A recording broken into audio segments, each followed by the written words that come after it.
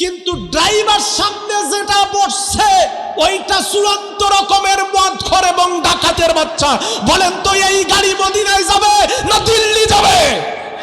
আপনি দেশের প্রেসিডেন্ট, দেশের দায়িত্বশীল, সকল ক্ষেত্রে আপনি কোরআনের চিন্তা বাদ দিয়া যদি ভারত, দিল্লি, ওয়াশিংটনের চিন্তার ভিতরে ঢুকে যান, তাহলে আপনি নিজে যেমন বিপদগামী হবেন, গোটা জাতিকেও আপনি বিপদগামী করবেন। একটা বাসের ভিতরে ৪৫টা সিট, এখন ৪৫টা সিটের প্রথম 10টা সিটে বসছে বাংলাদেশের 10 জন হাক্কানি পীর, বাকি আছে কয়টা সিট? জোরে বলেন। এই ৩৫টার আরো 10টায় বসছে বাংলাদেশের সবচাইতে বড় বড় মুফতি মুফাসসিরেরা, তাহলে বাকি আছে কয়জন? 25টা।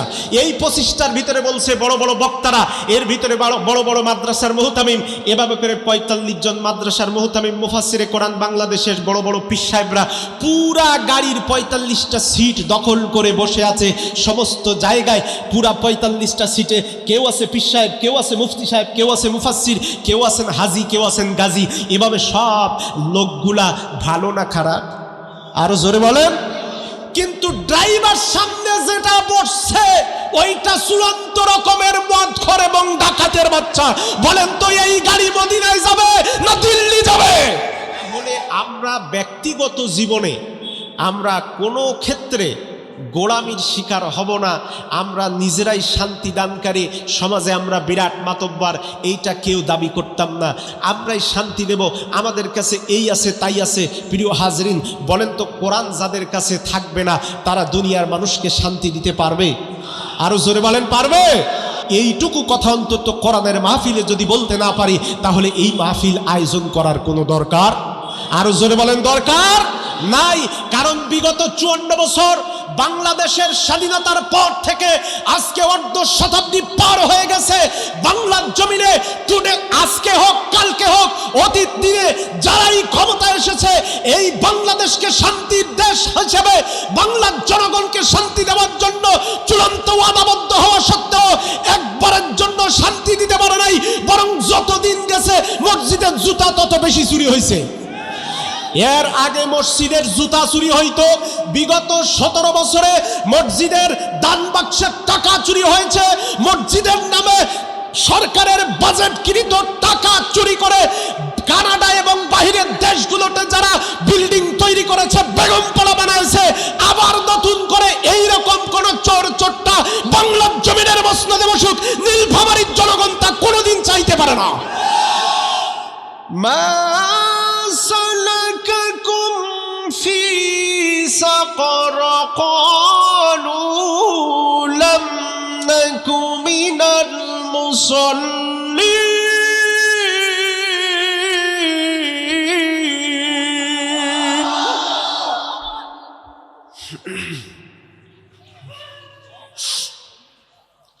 ولم نك نطعم المسكين ولم نك نطعم المسكين ولم نك نطعم المسكين وكنا نخوض مع الخائضين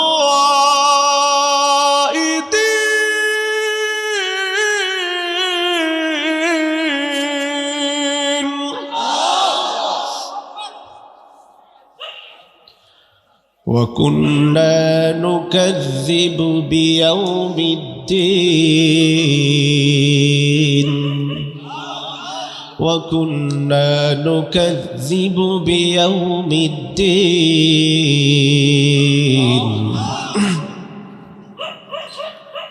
قالوا لم نك من المصلين ولم نك نطعم المسكين وكنا نخوض مع الخائضين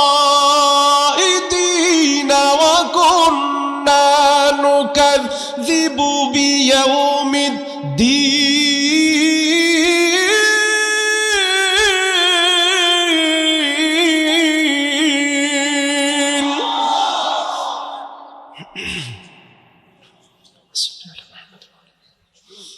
وَكُنَّا نُكَذِّبُ بِيَوْمِ الدِّينِ صدقت يا ربنا.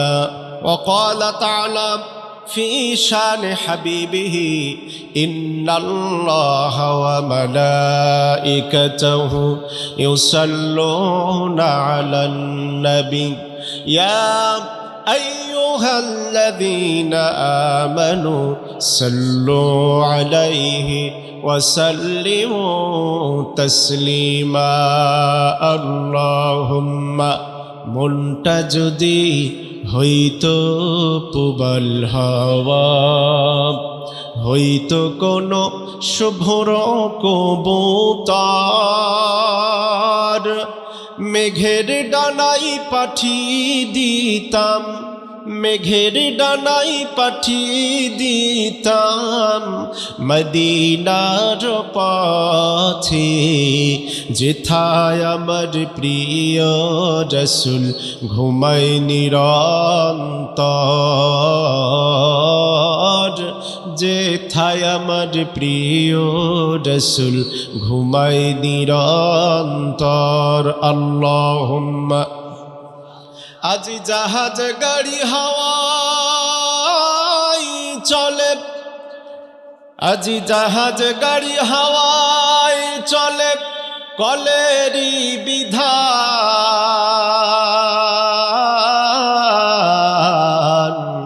ওরে বিনা কলে হাওয়ায় চলতো বাদশাহ সুলাইমান, মোরা সেই মুসলমান। লা ইলাহা,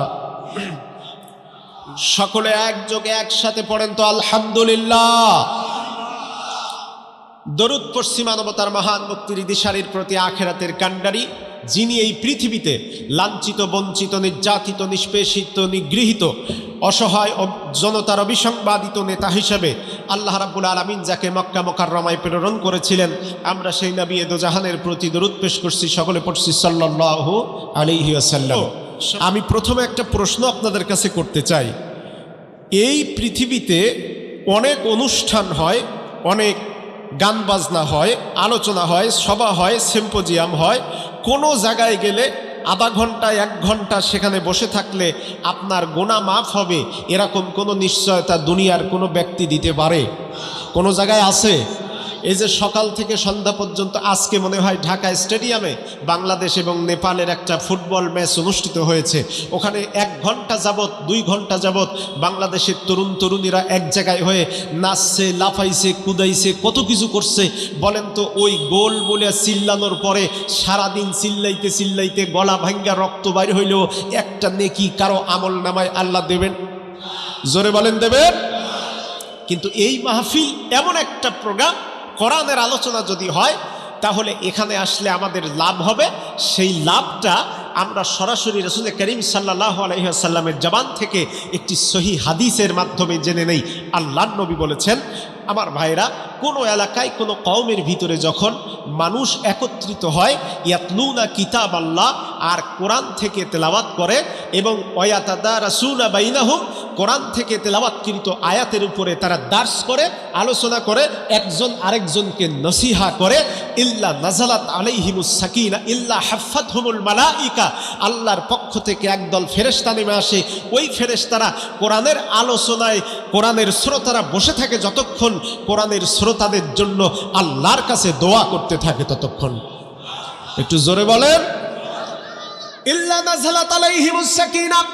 বিশ্বনবী বলেন, উম্মতেরা, কোরআনের আলোচনায় বসার পরে তোমরা ওখানে বসে কোরআন শুনতে থাকবে যতক্ষণ নাজালাত আলাইহিমুস সাকিনা, আমার আল্লাহ রাব্বুল আলামিন ফেরেশতাদের মাধ্যমে তোমাদের উপরে সকিনা নামক রহমতের চাদর ফেলে দিবেন ততক্ষণ। জোরে বলেন, আরো জোরে বলেন। আল্লাহ রাব্বুল আলামিন তার ফেরেশতাদেরকে হঠাৎ করে জিজ্ঞেস করেন, সহিহ বর্ণনা, ফায়াসআলুহুম রাব্বুহুম ওয়া হুয়া আ'লামু মিনহুম। আল্লাহ পাক তার ফেরেশতাদের কাছে জিজ্ঞেস করেন, ফেরেশতারা, আমার এই বান্দাগুলি কোরআনের মাহফিলে বসে, মা ইয়াকুলু ইবাদি, এই কোরআনের মাহফিলে বসে, এই চড়ুইতলা ইউনিয়নের এই মসজিদ মাঠ প্রাঙ্গণের তাফসিরের মাহফিলে হাজারো জনগণ বসে বসে কি করে? আমার ভাইরা, যদিও আল্লাহ পাক ফেরেশতাদের চাইতে বেশি খবর রাখেন, তারপরেও গর্ব করে মজা করে তিনি জানতে চান।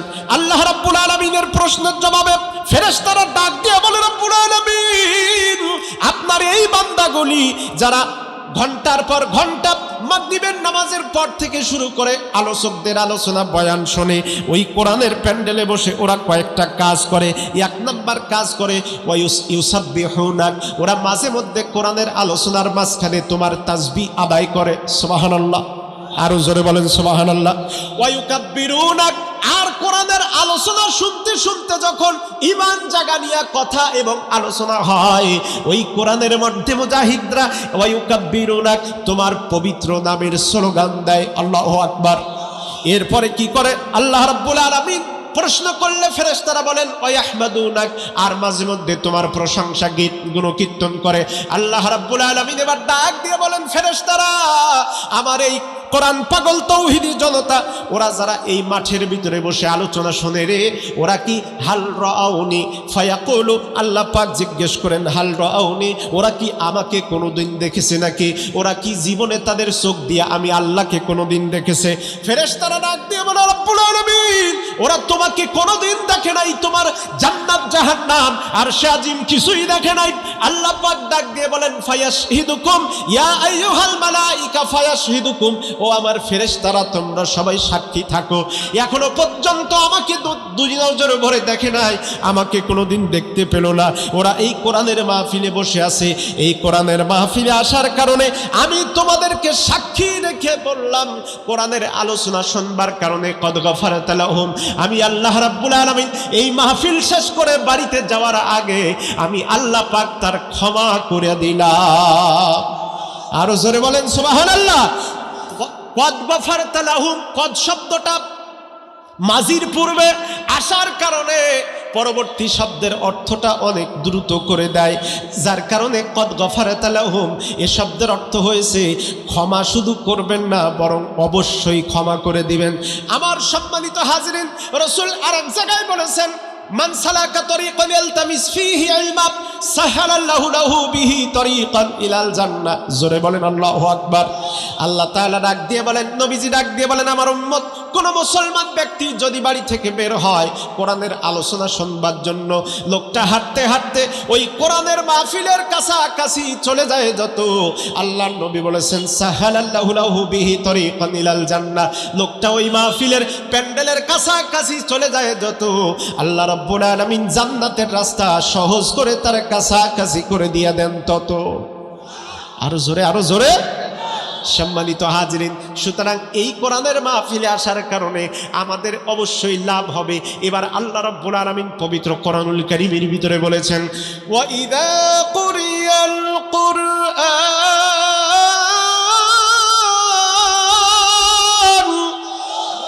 ফাসতামিউ লাহু ওয়া আনসিতু লাআল্লাকুম তুরহামুন। আল্লাহ তাআলা ডাক দিয়ে বলেন, দুনিয়ার মানুষরে, আমি আল্লাহ পাকের কোরআনের আলোচনা শোনার জন্য তোমরা যখন বসে থাকবে, মহব্বতের সাথে ভালোবাসার সাথে আল্লাহর কোরআন যদি শুনতে পারো, আমি আল্লাহ রাব্বুল আলামিন সরাসরি কোরআনের ভিতরে ঘোষণা দিলাম, বান্দারে খালি হাতে ফিরাবো না। আমি আল্লাহ পাক আমার পক্ষ থেকে রহমত দিয়া তোমার গোটা জিন্দেগিটা আমি আল্লাহ ধন্য করে দিলাম। জোরে বলেন সুবহানাল্লাহ। আসুন, সে কোরআনের মাহফিলে আমরা আলোচনা শুনতে এসেছি, অল্প কিছুক্ষণ সময় এই কোরআন থেকে কথা বলবো। আল্লাহ পাক আমাকে তৌফিক দান করুন। জোরে বলেন আমিন। প্রিয় হাজরিন, আমি পবিত্র কোরআনুল কারীম থেকে যে আয়াতে কারিমাগুলি তেলাওয়াত করেছি, এই আয়াতে কারিমার উপরেই আলোচনা শেষ হবে। তার আগে এই আয়াতে কারিমাগুলি নাজিল হয়েছিল রাসূল করিম সাল্লাল্লাহু আলাইহি ওয়াসাল্লামের মক্কি জিন্দেগিতে, এমন একটি সময় যেই সময় আবু জাহেল, উতবা, সাইবা, ওলীদ বিন মুগিরার গোষ্ঠীরা আল্লাহ রসুল সাল্লাল্লাহু আলাইহি ওয়াসাল্লামের উপরে মিথ্যা অপবাদ দিতে লাগলো। তাকে তাফসিরে জালালাইন খুলুন, এই আয়াতগুলির শানে নুজুলের ভিতরে বর্ণনা আসছে, আল্লাহ রসুলকে তারা গণক বলে গালি দিল, জাদুকর বলে গালি দিল, তাকে ধর্মদ্রোহী এবং রাষ্ট্রদ্রোহী, দেশের শত্রু বলে গালাগালি দিল। নাউজুবিল্লাহ বলবেন না? রসুলকে গালাগালি দেওয়া হলো জাদুকর বলে, গণক বলে। আমার ভাইরা, রাসূল করিম সাল্লাল্লাহু আলাইহি ওয়াসাল্লাম, আচ্ছা এই কোরআনকে যদি আমরা পরিষ্কারভাবে জানতে পারি, তাহলে আমরা ব্যক্তিগত জীবনে আমরা কোনো ক্ষেত্রে গোলামির শিকার হব না। আমরা নিজেরাই শান্তি দানকারী, সমাজে আমরা বিরাট মাতব্বর, এইটা কেউ দাবি করতাম না। আমরাই শান্তি দেব, আমাদের কাছে এই আছে তাই আছে। প্রিয় হাজরিন, বলেন তো কোরআন যাদের কাছে থাকবে না তারা দুনিয়ার মানুষকে শান্তি দিতে পারবে? আরো জোরে বলেন, পারবে? হাজরিন, ওই যে কিছুদিন আগে আমি যখন শরীয়তপুরে চাকরি করতাম তখন ওখান থেকে একটা গল্প, এই একজন ট্রাক ড্রাইভার, ওই যে ছোট ছোট পিক আপ মার্কা ট্রাক আছে, ট্রাকের ড্রাইভার আর তার হেল্পার লক্ষ্মীপুর থেকে ঢাকা আসতেছে, ট্রাকের মধ্যে একটা লাশ। জোরে বলেন কি? আরো জোরে বলেন। লাশ মানে জ্যান্ত লোক, জেতা না মরা? আরো জোরে বলেন। ভয় পাওয়া উচিত জেতা লোকের না মরা লোকের? আমরা ভয় পাই জেতার না মরার? মরা লোকের। এখন এই লাশ একটা নিয়ে ড্রাইভার আর হেল্পার আসতেছে, গভীর রাত, মনে করেন এই রংপুর থেকে, কি বলে, নীলফামারী থেকে রংপুরের এই রোড, বিরাট নির্জন রোড। তো এই নির্জন রোড ঢোকার আগে ওস্তাদ আমাদের একটা লাইট রাখা দরকার। কেন? তাই বলা যায় না, রাস্তা যেই ভাঙ্গাচোরা হঠাৎ করে যদি এই গাড়ির লাইট ফেল করে অথবা কোনো কারণে গাড়ি বন্ধ হয়ে যায়, তা আমাদের কাছে তো টর্চ লাইট নাই, আমরা অন্ধকারে চলবো কি করে? এখন ড্রাইভার বলতেছে, এই গাড়িতে লাশ আছে তাই তোর কি ভয় লাগতেছে? আমিও তোর ওস্তাদ থাকা অবস্থায় তোর জীবনে কোনো ভয় নাই, আমি আছি যতক্ষণ, ভয় পাইস না ততক্ষণ। এই বলে কিছুদিন পরে এইবার একটা তেল পাম্প পাইছে, তেল পাম্পে যাওয়ার পরে ওস্তাদ বলতেছে, ঠিক আছে গাড়িটা সাইড করলাম, চল আমরা চা খেয়ে আসি। ও তখন আবারও বলতেছে, ওস্তাদ একটা লাইটের খুব দরকার ছিল। কিসের দরকার? আরো জোরে বলেন। লাইটের দরকার। এখন ওস্তাদ আবার বলতেছে, এই বেটা তুই আমাকে এত বেশি ইনসল্ট করিস কেন, এত নেগলেক্ট করিস কেন? আমি এত ছোট না, আমি তোর সাথে আছি যতক্ষণ, ভয় পাইস না ততক্ষণ। এই কথা বলে চা খাওয়ার জন্য বসেছে যখন, অনতি বিলম্বে তেল পাম্পের রাস্তার উপরে মোড়ের পাশে গাছের আড়ালে একটা লোক দাঁড়িয়েছিল। তখন রাত 10টার পর থেকে চিন্তা ভাবনা করতেছে, এই 400 টাকা 500 টাকা 800 টাকা টিকিট কেটে টাকা দিয়ে ঢাকায় যাওয়ার চাইতে কোনো ট্রাকে অথবা কোনো প্রকার গাড়িতে যদি উঠতে পারি 200-100 টাকা দিয়ে যাওয়া যাবে। এই চিন্তা করতে করতে লোকটা আর গাড়ি পায় না, রাত 12টা বাজতে গেছে। হঠাৎ করে দেখলো এই ট্রাকটা, লাশবাহী ট্রাক, ওই তেল পাম্পের মাঠের মাঝখানে রেখে ওখান থেকে এইবার দুইজন মিলে চা খেতে গেছে। যখন লোকটার মাথায় পরিকল্পনা সেট হয়ে গেল, তখন আর দেরি করা যাবে না, যখনই সুযোগ তখনই তার চূড়ান্তভাবে তার লাভ লোকসান হিসাব করতে হবে। সুযোগ যখনই পাবো তার হিসাব উঠিয়ে নেব, এই চিন্তা করে লোকটা আস্তে আস্তে আস্তে আস্তে এই পাশ দিয়ে, অপোজিট দিয়ে আধারের ভিতরে ওই লাশ রাখা ট্রাকের মূল বডির ভিতরে গিয়ে বসলো। কিছুক্ষণ পরে চাটা খাইয়া এইবার ওস্তাদ আর হেল্পার ট্রাকের ভিতরে বসে গেছে। আস্তে করে গাড়ি ভোঁ করে যখন গিয়ার মারছে, তখন ওই হেল্পার আবারও বলতেছে, ওস্তাদ একটা লাইট খুব দরকার ছিল। এরপর আবার ওস্তাদ বলে ধমক দিয়ে, তুই আমাকে এত পাগল মনে করিস কেন? কোনো লাইটের দরকার হবে না, আমি আছি যতক্ষণ, তোর ভয় নেই ততক্ষণ, আমি থাকলে তুই চিন্তাও করিস না, চিন্তা ভাবনা করবি না। এই কথা বলে ট্রাক এইবার যখন 100 কিলোমিটার গতিতে চলা শুরু করছে, বলেন তো দেখি, অগ্রহায়ণ মাসের হাওয়া যখন গায়ে লাগে তখন গরম না ঠান্ডা? জোরে বলেন। এখন যদি এই রোড দিয়ে নীলফামারী থেকে রংপুরের দিকে 100 কিলোমিটার বেগে কোনো ট্রাক যায়, তাহলে ট্রাকের ভিতরে ঠান্ডা লাগবে না গরম লাগবে? এখন ট্রাকের ভিতরে লাশ আছে, লাশের পাশে ওই লোকটা অন্ধকারে গিয়ে বসছে, ও নিজে জানেও না যে এখানে একটা লাশ আছে। কিছুক্ষণ পরে লোকটা দেখতেছি এত ঠান্ডা তো সহ্য করতে পারি না, এইবার পকেটে আস্তে করে হাত দিয়ে গ্যাস লাইট বাইর করিয়া একটা বিড়ি ধরাইছে। বিড়ি কি ধরাইছে? আরো জোরে বলেন। এখন বাম হাত দিয়ে হেল্পার আর ড্রাইভারের মাথার কাছে ওই যে গ্লাসের মতো আছে, ওখানে বসে বাম হাত দিয়ে ট্রাকের একটা অংশ ধরে ডান হাত দিয়ে বিড়ি যখন টানতেছে, হেল্পারের মনের ভিতরে 1.5 টাকা বার্ষিকী, 1.5 টাকা বার্ষিকী, আল্লাহ কখন কি হয়, কখন কি হয়, ট্রাকে একটা লাশ আছে, কি যে হয়, কি যে হয়, এই চিন্তা করতে করতে হঠাৎ করে সামনের গ্লাসের ভিতরে দেখে ছোট্ট একটা আগুন মাঝে মধ্যে জ্বলতেছে, মাঝে মধ্যে নিভে যাচ্ছে। ও এইবার ডান পাশে আস্তে করে তাকায়, দেখে ওদের মাথার কাছে পিছনে বসে কেউ একজন বিড়ি খাচ্ছে। ও আস্তে করে বলতেছে, ওস্তাদ ওস্তাদ, গাড়ি চালাইতে দে, কি হয়েছে? কই পিছনে তাকায় দেখেন ওই লাশ উঠে বিড়ি খাচ্ছে। ওর তো মাথা ঠিক নেই, কারণ চোরের মন পুলিশ পুলিশ, ভয় যখন লাগে তখন হুজুরেরও পায়জামা মাঝে মধ্যে গরম হয়ে যায়। এখন ও বলতেছে উস্তাদ পিছনের লাশটা উঠে বসে বিড়ি খাচ্ছে, বলতেছে তোর মাথা খারাপ? হ্যাঁ, লাশ উঠে বিড়ি খাচ্ছে, এই তুই কি আমারে ভয় দেখাতে চাচ্ছিস? এই বলে আবার বলতেছে ওস্তাদ আল্লাহর হস্তে আপনি পিছনে একটু তাকায় দেখেন না, ওই লাশটাই বিড়ি খাচ্ছে, কারণ গাড়িতে তো আর কেউ নেই, লাশটা মনে হয় বিড়ি খাচ্ছে। ওস্তাদ এবার গাড়িটা আস্তে করে ব্রেক করে বাম পাশে তাকায় দেখে আসলে ঘাড়ের কাছে কেউ একজন বিড়ি টাইতেছে। এবার ওস্তাদের আস্তে করে একটু মনের ভিতরে সুরসুরি আসলো, কি সর্বনাশ, লাশ বসেছিল ভিতরে, এখন দেখতেছি বিড়ি ফুঁকতেছে, এই কাহিনীটা কি? এবার নামবে কি নামবে না?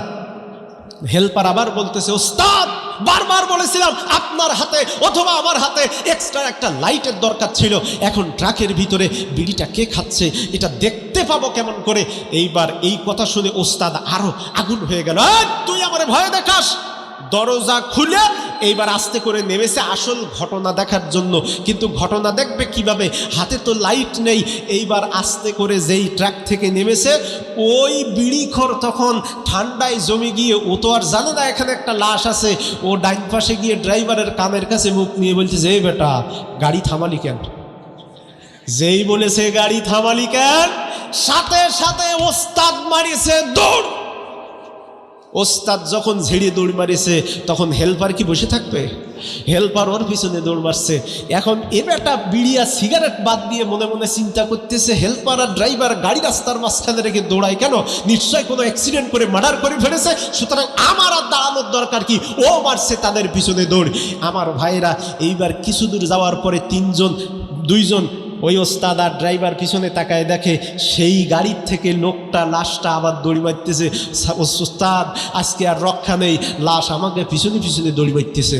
এইবার গ্যাংরায়া ওইখানে চিক্কর চেঁচামেচি করিয়া তিনটা যখন ধুলা বালি মাইখা রাস্তার উপরে গ্যাঙাইছে, এলাকার কিছু লোক, আমাদের এই চেয়ারম্যান সাহেব যিনি বক্তব্য দিয়ে গেলেন ওনার মতো কিছু সুচিন্তিত লোক চিন্তা ভাবনা করেছে তিনটা যখন গ্যাঙাইতেছে চিল্লাইতেছে ধুলাবালি মানে এই তিনটাই মনে হয় গাঁজা খাইছে। লোকজন আইনা এমন পিটাইছে আমার ভাইরা, শুধুমাত্র হাতে একটা লাইট না থাকার কারণে তারা রাস্তা চিনতে ব্যর্থ হয়েছে। তারা কোনটা লাশ আর কোনটা জীবন্ত মানুষ এটা চিনতে ব্যর্থ হয়েছে। কিন্তু আপনার আমার চিন্তাধারা হবে দল মত নির্বিশেষে, যার কাছে গেলে কোরআনের তাসির পাওয়া যাবে তার কাছে ছাড়া অন্য কোনো মানুষের কাছে যাওয়া যাবে না। যদি যান তাহলে আমাদের পরিস্থিতি ঠিক এরকম হবে। বলেন তো এটা কি কোনো রাজনীতির কথা?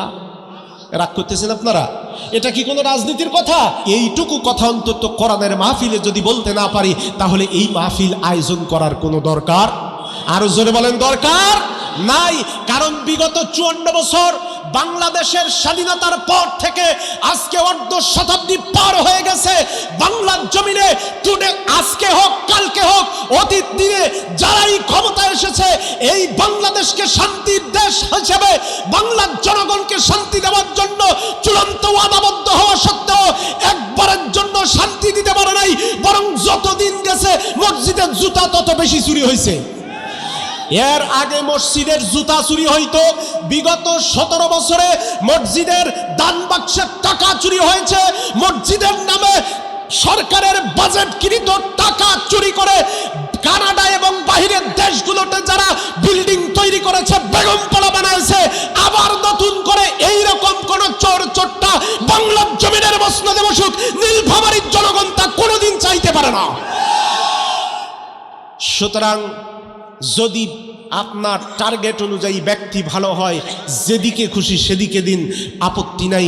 আল্লাহ পাক কোরআন শরীফের ভিতরে পরিষ্কার বলেছেন, আমি আল্লাহ তোমাদেরকে হুকুম দিচ্ছি, যা তোমাদের কাছে যাকে মনে হবে এই লোকটা আমানতদার, যে আল্লাহ রাব্বুল আলামিন এবং কোরআনের হক আদায় করতে পারে, অধিকার আদায় করতে পারে, আমি আল্লাহ রাব্বুল আলামিন তার ব্যাপারেই তোমাদেরকে হুকুম দিচ্ছি।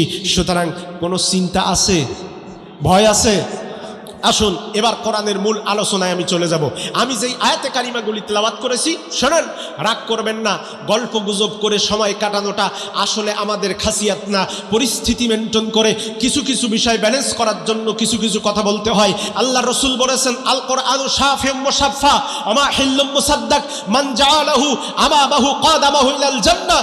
ওমান খালফা জাহরিহি সাকাতাহু ইলান নার।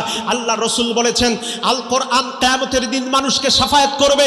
মানুষ যখন আল্লাহর কাছে এবং আল্লাহর আরশে আজিমের নিচে দৌড়াতে থাকবে, রাসূল করিম সাল্লাল্লাহু আলাইহি ওয়াসাল্লামের শাফায়াত পাওয়ার জন্য মানুষগুলা যখন আল্লাহর কাছে আরজি করবে, ঠিক ওই সময় আল্লাহর পবিত্র কোরআন আল্লাহর কাছে আরজি করবে, রব্বুল আলামিন মান জাহানাহু আমামাহু কাদাহু ইলাল জান্নাহ। পৃথিবীতে আল্লাহর নবী বলেছেন কোরআনের সাক্ষ্যটা ওই দিন কঠিন হবে।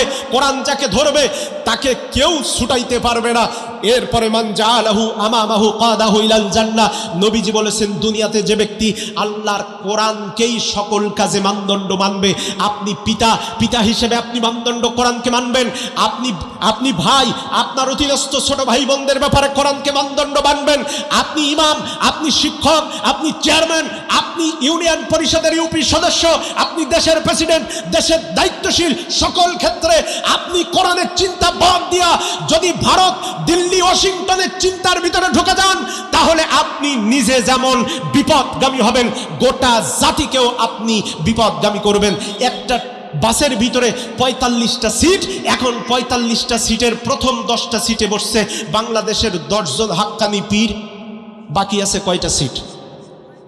জোরে বলেন।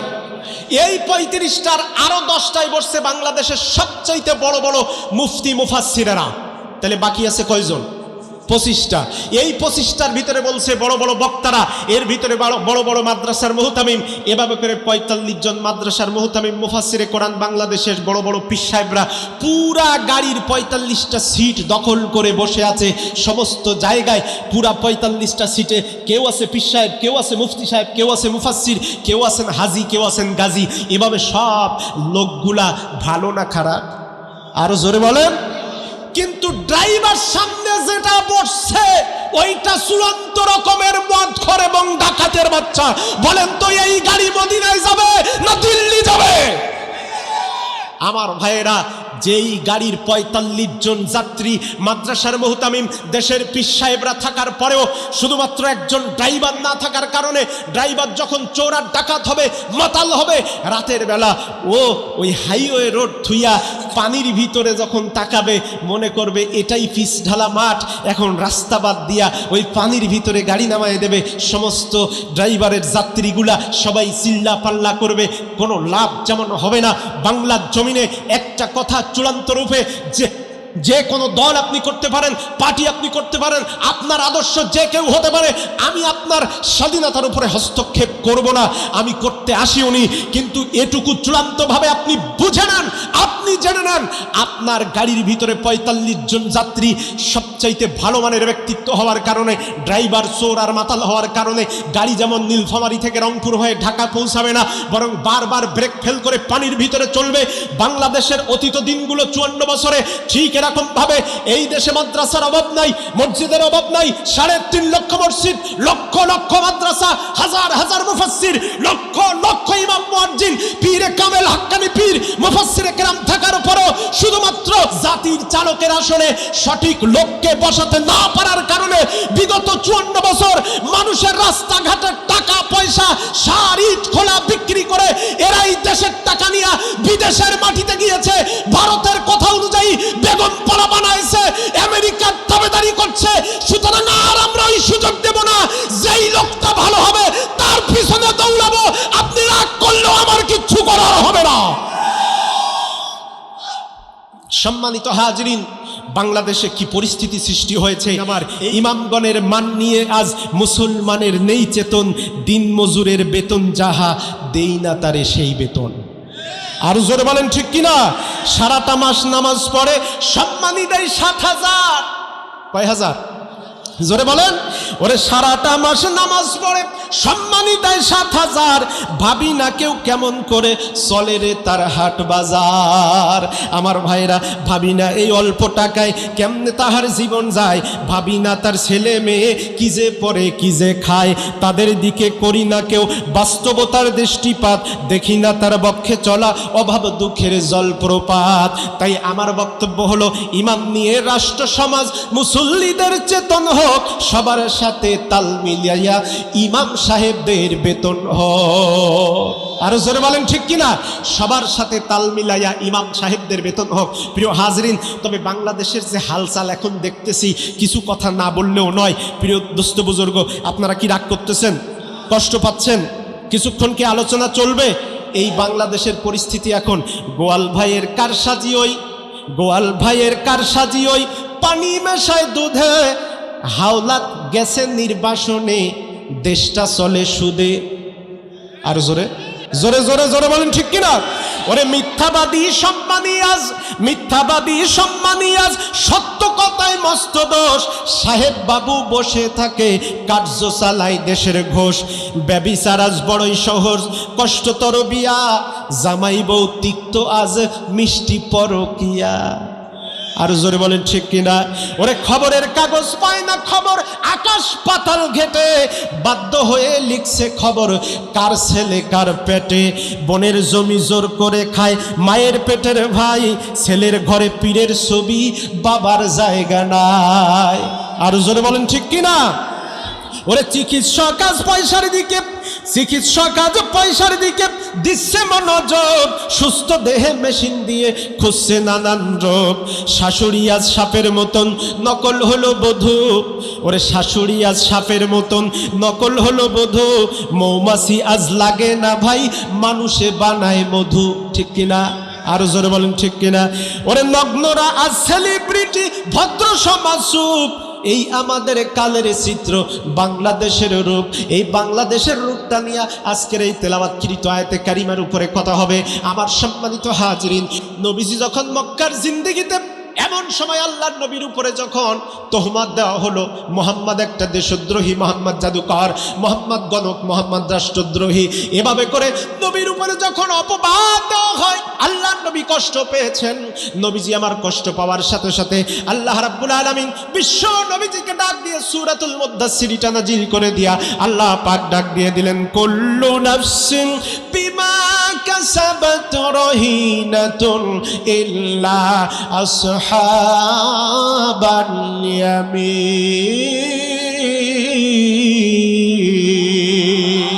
এবার আল্লাহ পাক বলছেন, কুল্লু নাফসিন বিমা কাসাবাত রহিনা। ওগো নবীজি, আপনি চিন্তা করবেন না, আপনি চিন্তিত হবেন না, যেই মানুষগুলা সমাজে ঘাটতারামি করে, আপনার কাছে আমি যে কোরআন নাজিল করেছি এই কোরআনের বক্তব্য মেনে না নেয়, আমি আল্লাহ পাক তাদের ব্যাপারে হুঁশিয়ারি বাণী উচ্চারণ করলাম, কুল্লু নাফসিন বিমা কাসাবাত রহিনা। ও নবীজি, আপনি চিন্তা করবেন না, এই লোকগুলাকে আমি দুনিয়াতে, রহিনা শব্দের অর্থ হলো বন্ধক রাখা। আপনি আপনার একটা মূল্যবান দামি জিনিসপত্র এই মুরব্বির কাছে বন্ধক রাখলেন, এখন ঠেকা কি মুরব্বি না আপনি? জোরে বলেন। যিনি বন্ধক রেখেছেন ঠেকা তিনি নাকি মুরব্বি? যিনি বন্ধক রেখেছেন। এখন আল্লাহ পাক রহিনাতুন দিয়ে বোঝাতে চাচ্ছেন, দুনিয়াতে আল্লাহ পাক আমাদেরকে ঠেকানোর জন্য পাঠাইছেন, আমরা ঠেকা আছি, আমল করে তারপরে জান্নাতে যাওয়ার উপযুক্ত আমল করতে হবে। আল্লাহ পাক বলেছেন, ও নবী, আপনার কোরআনের আওয়াজের পক্ষে যারা আসে না, আমি তাদের ব্যাপারে হুকুম দিচ্ছি, আমি তাদের ব্যাপারে আপনাকে বলছি, চিন্তা করবেন না। প্রত্যেক মানুষ দুনিয়াতে যেমন আমল করবে ওরা আখেরাতে তেমন ফলাফল পাবে, ইল্লা আসহাবাল ইয়ামিন। তবে যারা ডাইনপন্থী হবে। কি পন্থী? কি পন্থী হবে? ডাইন হাত তোলেন তো, জোরে বলেন, এটা কি হাত? সবাই বলেন কি হাত? ডান হাত। এই ডাইন হাত আর বাম হাত মর্যাদা কি দুইটার এক? আল্লাহ বলছেন আসহাবুল ইয়ামিন, আসহাবুশ শিমাল। আসহাবুল ইয়ামিন যারা ডাইনপন্থী হবে তারা কিয়ামতের দিন ধরা খাবে না। কে বলছেন এ কথা? ইল্লা আসহাবাল ইয়ামিন। ডাইনপন্থী যারা হবে, ডাইনপন্থী হলো তারা কোরআনকে বুকে ধারণ করেছে, যারা শত বাধা বিপদ মুসিবত, শত মানুষের চোখ রাঙানি উপেক্ষা করে আল্লাহর কোরআনের পথে বিগত দিনে টিকে ছিল, যারা ভবিষ্যতে টিকে থাকার জন্য ময়দানে কাফনের কাপড় বেঁধে রাস্তায় দাঁড়াতে চায় যারা, ওরাই হলো ডানপন্থী মর্দে মুজাহিদ। জোরে বলেন ঠিক কিনা? এইবার আসেন এই ডানপন্থী বামপন্থীর ব্যাপারে মাঝখানে আলোচনা হবে। আমার সম্মানিত ভাইরা, ইল্লা আসহাবাল ইয়ামিন, ডানপন্থী হবে যারা, জান্নাতে যাবে তারা, ফি জান্নাতিন ইয়াতাসাআলুন। জান্নাতের ভিতরে জান্নাতি ব্যক্তিগুলা একজন আরেকজনকে প্রশ্ন করবে।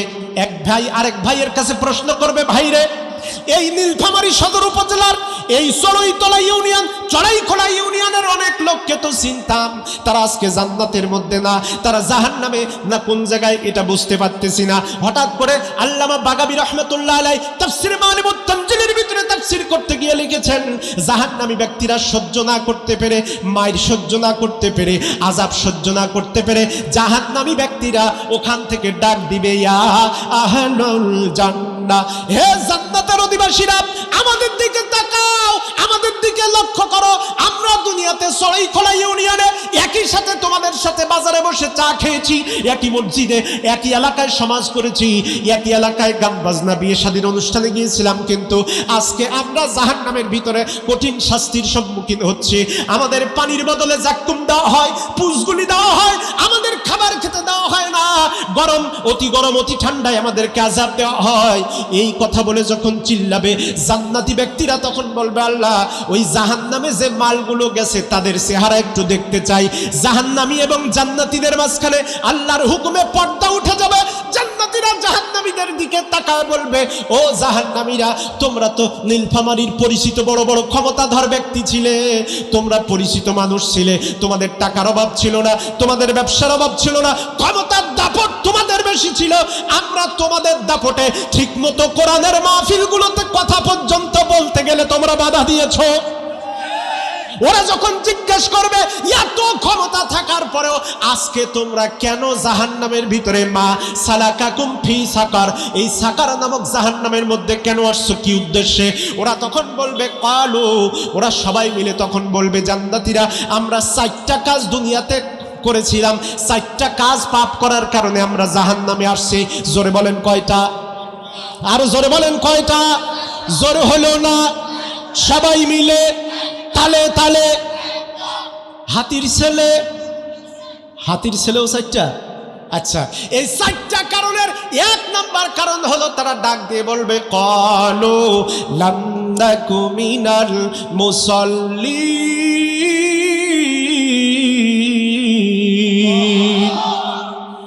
ক্বালু লাম নাকু মিনাল মুসাল্লিন।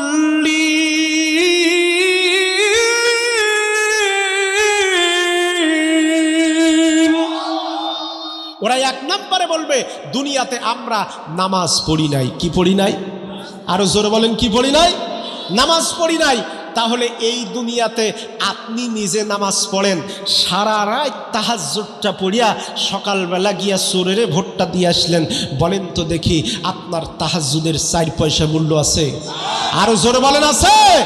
আপনি নামাজি ব্যক্তি, আপনার চিন্তাধারা হবে, আমার চলাফেরা উঠা বসা সম্পর্ক সকল ক্ষেত্রে নামাজি ছাড়া কোনো বেনামাজিকে, আমি যেমন নিজে নামাজি হলে বেনামাজি ঘরের মেয়েকে ছেলের বউ বানাতে চাই না, অথবা বেনামাজি ছেলের হাতে নিজের মেয়ে তুলে দিতে চাই না, শুধুমাত্র দুনিয়ার হিসাব করে, তাহলে আখিরাতের হিসাব করে আপনি নামাজি মানুষ একজন বেনামাজিকে কোনোদিনও ভোট দিতে পারেন? আর জোরে বলেন, পারেন? আমার ভাইরা, বাংলার জমিনে সাধারণ মানুষগুলো ধোঁকা খায় শুধু এই জায়গায়। এত নিরামিষ মার্কা ইসলাম কিন্তু ভালো না, ইসলাম কোনো কম্প্রোমাইজ চলে না। আল্লাহ পাকের কাছে যখন আবু জাহেল এসে বলল, ও মোহাম্মদ বিন আব্দুল্লাহ, তুমি তোমার কোরআনের দাওয়াতি কাজ করো, অসুবিধা নাই, আমরা তোমাকে কিছুই বলবো না, ফলোর দেব, সুযোগ করে দেব, কিন্তু শর্ত হলো মাঝে মধ্যে তুমি আমাদের সাথে একটু তালমিল করে চলো। আল্লাহ রাব্বুল আলামিনের নবী অবাক হয়ে চুপচাপ তাকিয়ে আছেন। আল্লাহ পাক ডাক দিলেন, নবী জানায় দেন, কুল ইয়া আইয়ুহাল কাফিরুন লা আ'বুদু মা তা'বুদুন। দাসত্বের ক্ষেত্রে এ কাফেরের গোষ্ঠীরা, তোমরা যার ইবাদত করো আমি তার ইবাদত করি না, আমি যার ইবাদত করি তার সাথে ইবাদতের সম্পর্ক তোমাদের নাই। নবীজির কাছে এই সূরা নাজিলের মাধ্যমে বোঝা হয়ে গেল, ইসলাম তালমিল করে চলে না, ইসলাম কারো চোখের চাউনির দিকে তাকায় কথা বলে না, ইসলাম চলে ইসলামের গতি অনুযায়ী। সম্মানিত হাজিরিন আমার, ওরা তখন বলবে, লাম নাকু মিনাল মুসাল্লিন, দুনিয়াতে আমরা কেউ নামাজ পড়ি নাই। কি পড়ি নাই? আরো জোরে বলেন, কি পড়ি নাই? নামাজ পড়ি নাই।